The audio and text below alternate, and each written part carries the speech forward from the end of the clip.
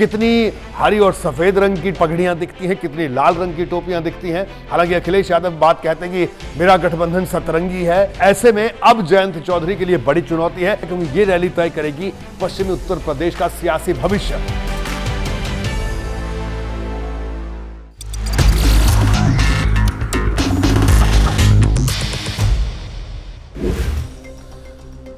नमस्कार, मैं रोहित सावल। कल यानी मंगलवार का दिन पश्चिमी उत्तर प्रदेश की राजनीति के लिहाज से बड़ा अहम होने वाला है। दरअसल जब से किसान आंदोलन की शुरुआत हुई, तब से पश्चिमी उत्तर प्रदेश का किसान, पश्चिमी उत्तर प्रदेश का किसान वोटर, कई तरह की बातें, कई तरह की अटकलें लगना शुरू हुई। और जाहिर सी बात है कि पश्चिमी उत्तर प्रदेश के किसान ने किसान आंदोलन में शिरकत भी की। तो उसके बाद ये कयास लगाए जाने लगे कि पश्चिम उत्तर प्रदेश का किसान सरकार से नाराज है, केंद्र सरकार से नाराज है, प्रदेश सरकार से नाराज है। और उसके बाद इन नाराजगी की बातों के बीच जब 3 कृषि कानूनों को वापस लेने की बात कही गई और वापस भी हुए, तो उसके बाद ये कहा गया कि अब ये नाराजगी दूर हो गई है। भारतीय जनता पार्टी ने कहा, हालांकि विपक्ष अभी भी कह रहा है कि कोई नाराजगी दूर नहीं हुई है। तो देखिए, ये तो बातें थी, ये अटकलें थी, चर्चाएं थी, लेकिन कल का जो दिन है, कल असलियत में यह पता चलेगा कि जो बातें विपक्ष कर रहा है या जो बातें सत्ता पक्ष कर रहा है, किन की बातों में कितनी हकीकत थी। दरअसल सियासी लिहाज से पश्चिमी उत्तर प्रदेश की अगर हम बात करें, पश्चिमी उत्तर प्रदेश में 26 जिले और 136 सीटें विधानसभा की पड़ती हैं। तो इन 136 सीटों के लिहाज से कल का दिन महत्वपूर्ण है। कल ये पहला मौका है जब जयंत चौधरी, आरएलडी के राष्ट्रीय अध्यक्ष, और अखिलेश यादव, सपा के राष्ट्रीय अध्यक्ष, दोनों मिलकर इस बार के चुनाव से पहले एक संयुक्त रैली पश्चिमी उत्तर प्रदेश में कर रहे हैं। इस रैली के जरिए राष्ट्रीय लोकदल अपनी ताकत दिखाएगा। ये वही राष्ट्रीय लोकदल है जो किसान, कृषि से जुड़े मुद्दों पर हमेशा अपनी आवाज उठाता रहा, किसान आंदोलन के समर्थन में लगातार बात करता रहा।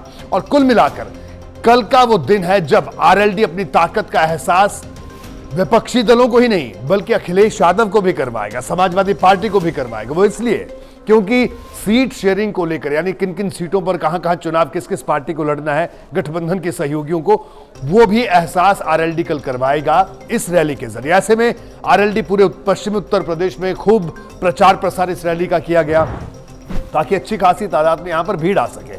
वहीं इस रैली में अखिलेश यादव होंगे। अखिलेश यादव के साथ साथ जो गठबंधन के दूसरे सहयोगी दल हैं, चाहे ओम प्रकाश राजभर की पार्टी हो या दूसरी पार्टियां हो, वो तमाम लोग भी इस रैली में आएंगे।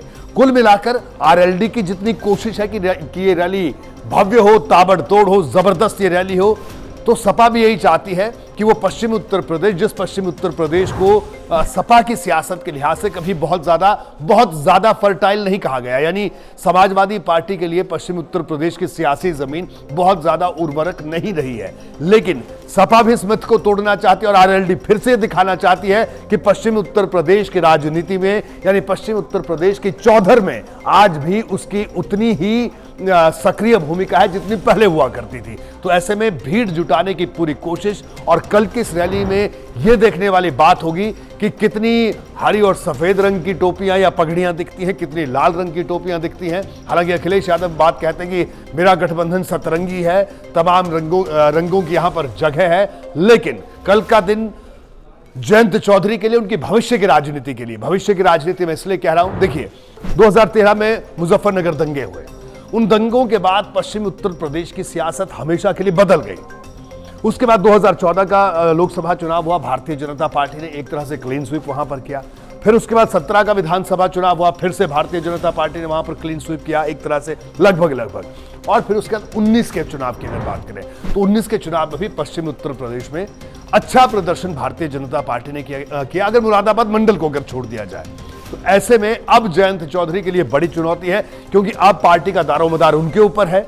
अजीत सिंह अब नहीं है, अब जयंत सिंह के युवा हाथों में ये नई पार्टी है, और इस नई पार्टी को 14 की नाकामी, 17 की नाकामी और 19 की नाकामी से बाहर निकलकर 22 की कामयाबी में बदलना है। तो उस कामयाबी को बदलने के लिए देखिए, राजनीति में या यूं कहीं इलेक्टोरल पॉलिटिक्स में जो संख्या बल होता है वो बहुत मायने रखता है। संख्या बल यानी चुने हुए विधायकों का बल, लेकिन विधायकों के चुनने से पहले की जो स्थिति है वो जमीन पर माहौल दिखना चाहिए। तो ये माहौल इन्हीं रैलियों के जरिए दिखता है, और ऐसे में कल की रैली बहुत महत्वपूर्ण हो जाती है। इसलिए आप सब लोग इसको जरूर देखिएगा, क्योंकि ये रैली तय करेगी पश्चिमी उत्तर प्रदेश का सियासी भविष्य।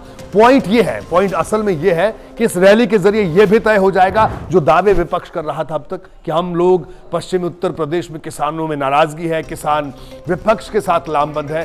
तो दिखने को मिलेगा कि कैसी भीड़ वहां पर उमड़ती है, क्योंकि मेरठ में रैली होने वाली है। मेरठ यानी पश्चिम उत्तर प्रदेश का दिल जिसे कहा जा सकता है, यहां का सिवाल खास एक विधानसभा क्षेत्र भी है, यहां पर यह रैली होने वाली है।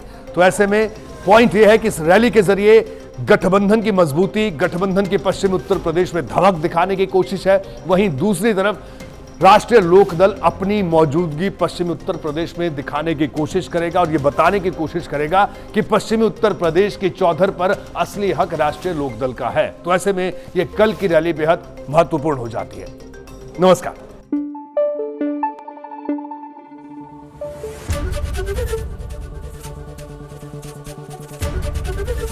एबीपी गंगा, खबर आपकी, जुबान आपकी।